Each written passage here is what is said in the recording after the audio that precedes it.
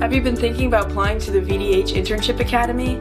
Well, don't think twice. You should absolutely do it. My favorite thing about the VDH internship is getting to talk to a variety of people in a bunch of different departments. I learned so much, not just with education and like public health, but also career development and just putting myself out there. The VDH Academy program offered a much more robust experience, and I love it. I was able to learn technical skills like analyzing data on Excel, but also professional skills like creating a great elevator pitch. I got the opportunity to see so many different parts of public health. I was able to do ride-alongs, shadowing, attend conferences. VDH was an amazing opportunity for me to get real public health experience and patient interaction. It was the best decision I've ever made. The level of support is unparalleled, and you will definitely have something really tangible that you're able to take with you into your career moving forward. I've had a great time with my mentor, and I have learned so much through this experience.